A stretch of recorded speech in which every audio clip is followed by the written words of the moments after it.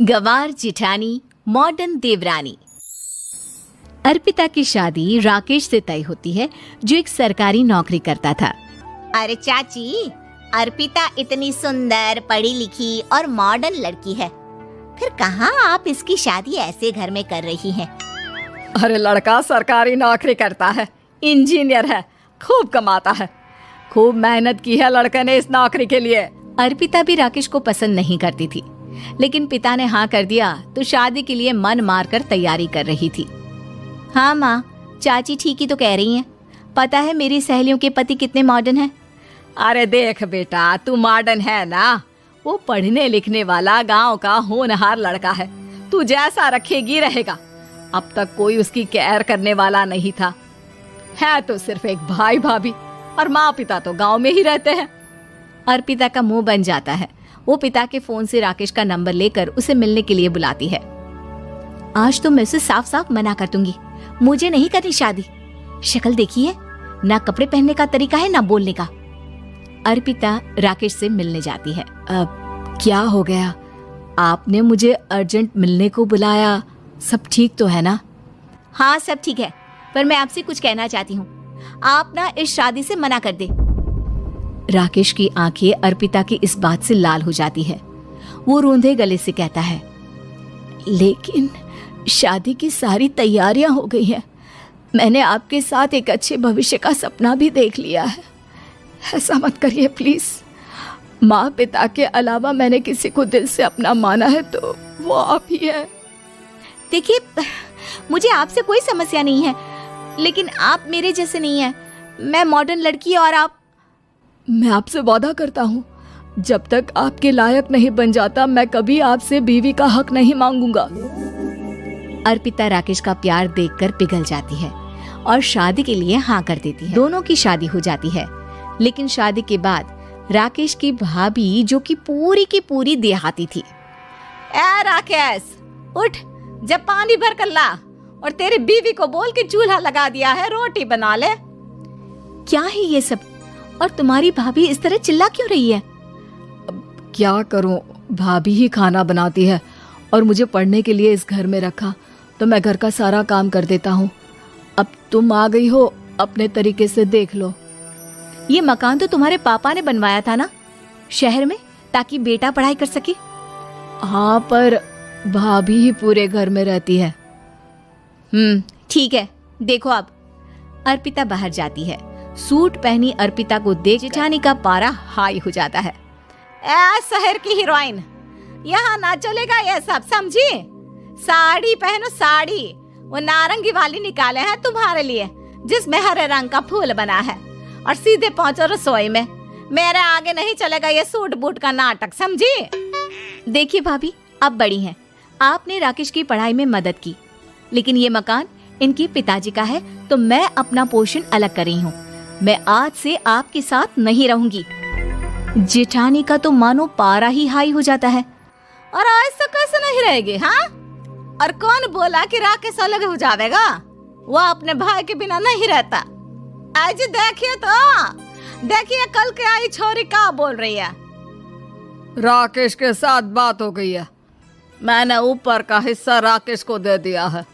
उसकी अपनी जिंदगी शुरू हो रही है, तो अच्छा है ना कि अब रसोई भी अलग हो जाए। अर्पिता राकेश की ओर फक्र से देखती है कि उसने अर्पिता के लिए स्टैंड लिया। अर्पिता बाजार में जाकर सारा रसोई का सामान ले आती है। पिता के दिए सामान से घर सजाती है और अपने तरीके से पूरे घर की सजावट करती है। शाम को राकेश ऑफिस से आता है। कुर्ता पैजामे में राकेश को देखकर, अरे ये क्या पहना है? भाभी सिलती है ना कुर्ता, मैं सारी कमाई भाभी को ही दे देता हूँ। लेकिन अब ना बीबी को देना होगा, क्योंकि भैया भी अच्छी नौकरी करते हैं। भाभी अपने पति का पैसा संभाले और मैं अपने पति का पैसा संभालूंगी। तभी भाभी आ जाती है। अरे देखो, बहुत हो गया। हाँ, अलग रहने तक तो ठीक था, लेकिन पैसा हम एक फूटी कौड़ी नहीं देंगे। बचपन से तुम्हारे पति को हमने पाला है, उसका हिसाब दो। अच्छा, हिसाब चाहिए? कितना पढ़ी हैं आप जो आपको हिसाब चाहिए? बड़े भाई हैं उनकी, जिन्होंने उन्हें पढ़ाया लिखाया। वो हिसाब मांगेंगे तो जरूर दे दूंगी भाभी। अरे देख, हाँ, अगर तूने पढ़ाई की है तो मैं भी अंगूठा छापना हूँ। अरे 5 की रात तक पूरी पढ़ाई की है, समझे? वैसे इन लोगों के माँ बाबूजी आ रहे हैं गाँव से, वही लोग ठिकाने लगाएंगे तुझे। अगले दिन सास ससुर आते हैं, दोनों बहुत ही सीधे लोग। अच्छा किया जो ऊपर के हिस्से में राकेश की गृहस्थी लगा दी। अब दोनों बेटे अपना अपना देख ले। छोटी बहू कहाँ है? अरे बहुत ही चालाक है माँ जी, ऐसी जबान चलाती है जैसे दर्जी कैंची चलाता है। वैसे बहू तुम भी कम नहीं थी। और सुनाओ। तभी छोटी बहू सास ससुर के पैर छूकर उन लोगों को चाय और नाश्ता देती है। माँ जी, आप थक गई होंगी, मैं खाना लगा देती हूँ, ऊपर आ जाइए चाय पीकर। अरे बस बस यही रहेंगे वो, क्योंकि बड़ी बहू मैं हूँ। हम एहसास है इनके माँ बाबूजी मेरे पास ही आए हैं। चलिए माँ जी, आप ना किचन में खाना बनाइए, मैं जरा बाजार होकर आती हूँ और फिर साथ में खाना खाते हैं। जेठानी बाजार निकल जाती है और सास ससुर बेचारे घर पर अकेले। फिर दोपहर को, माँ जी मैंने आप सभी के लिए खाना बनाया है। माना मैं छोटी हूँ, लेकिन अच्छा लगेगा अगर आप लोग मेरे साथ रहें। वैसे भी यहाँ है कौन बेटा, चलो ऊपर राकेश के पास ही चलते हैं।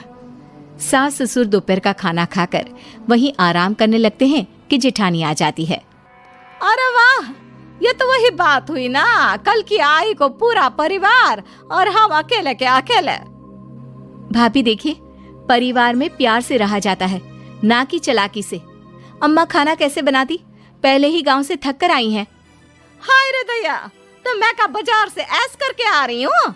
अरे भूख के मारे मेरा सर दर्द हो रहा है, पर यहाँ मेरी फिक्र कौन करेगा? अरे तो किचन में खाना है, लगा देती हूँ मैं भाभी। बड़ी बैठकर खाना खाती है और शाम को जब राकेश घर आता है। अरे राकेश, तू तो पूरा हीरो लग रहा है इन कपड़ों में। ऐसे कपड़े पहले क्यों नहीं पहनता था? राकेश बीवी की तरफ देखता है और फिर कहता है, माँ पहले पहनाने वाली नहीं थी ना। हाँ हाँ, और हम जो हाथ से सिल सिल कर कुर्ता पहनाते थे उसका का? अरे तुम्हारे भैया तो आज भी पहन रहे हैं। तभी अर्पिता सास के लिए कपड़े और ससुर के लिए शर्ट पैंट ला कर देती है। उन लोगों को फ्रिज से ठंडा पानी और टीवी में फिल्म दिखाती है। अरे कब से इनको बोल रहे हैं कि फ्रिज वाले आओ, लेकिन ये है कि मानत ही ना है। बहू अब तो तुम ही समझाओ ससुर जी को। नहीं पापा, आप फ्रिज मत लीजिए। अरे वाह रे छोटे, खुद फ्रिज का ऐसे का मजा ले, और इनकी माँ के पास फ्रिज भी ना हो। अरे देखा पिताजी, देखा माँ जी कब बोल रही है। अरे उसकी पूरी बात तो सुन लो कि वो क्या बोल रही है। वो इसलिए क्योंकि अब माँ जी और पापा यही रहेंगे मेरे पास। घर को घर सिर्फ मॉडर्न या गांव की सोच नहीं, बल्कि संस्कार बनाते हैं भाभी, और संस्कार अच्छे हो तो सब सही हो जाता है। अर्पिता भी राकेश को पसंद नहीं करती थी, लेकिन पिता ने हाँ कर दिया तो शादी के लिए मन मारकर तैयारी कर रही थी। हाँ माँ, चाची ठीक ही तो कह रही हैं। पता है मेरी सहेलियों के पति कितने मॉडर्न हैं। अरे देख बेटा, तू मॉडर्न है ना, वो पढ़ने लिखने वाला गांव का होनहार लड़का है। तू जैसा रखेगी रहेगा। अब तक कोई उसकी केयर करने वाला नहीं था। है तो सिर्फ एक भाई भाभी, और माँ पिता तो गांव में ही रहते हैं। अर्पिता का मुंह बन जाता है। वो पिता के फोन से राकेश का नंबर लेकर उसे मिलने के लिए बुलाती है। आज तो मैं उसे साफ साफ मना कर दूंगी, मुझे नहीं करनी शादी। शक्ल देखिए, ना कपड़े पहनने का तरीका है ना बोलने का। अर्पिता राकेश से मिलने जाती है। अब क्या हो गया, आपने मुझे अर्जेंट मिलने को बुलाया, सब ठीक तो है ना? हाँ सब ठीक है, पर मैं आपसे कुछ कहना चाहती हूँ। आप ना इस शादी से मना कर दे। राकेश की आंखें अर्पिता की इस बात से लाल हो जाती है। वो रोंधे गले से कहता है, लेकिन शादी की सारी तैयारियां हो गई हैं। मैंने आपके साथ एक अच्छे भविष्य का सपना भी देख लिया है। ऐसा मत करिए प्लीज। माँ पिता के अलावा मैंने किसी को दिल से अपना माना है तो वो आप ही है। देखिए, मुझे आपसे कोई समस्या नहीं है, लेकिन आप मेरे जैसे नहीं हैं। मैं मॉडर्न लड़की और आप। मैं आपसे वादा करता हूँ, जब तक आपके लायक नहीं बन जाता मैं कभी आपसे बीवी का हक नहीं मांगूंगा। अर्पिता राकेश का प्यार देखकर पिघल जाती है और शादी के लिए हाँ कर देती है। दोनों की शादी हो जाती है, लेकिन शादी के बाद राकेश की भाभी जो कि पूरी देहाती थी। ए राकेश, उठ, जब पानी भर कर ला और तेरी बीवी को बोल के चूल्हा लगा दिया है, रोटी बना ले। क्या है ये सब? और तुम्हारी भाभी इस तरह चिल्ला क्यों रही है?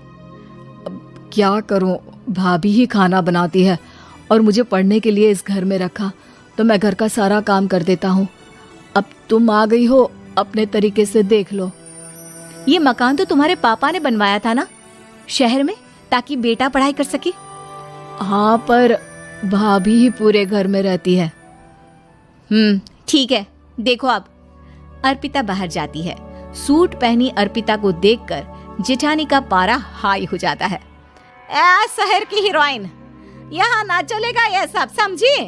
साड़ी पहनो, साड़ी।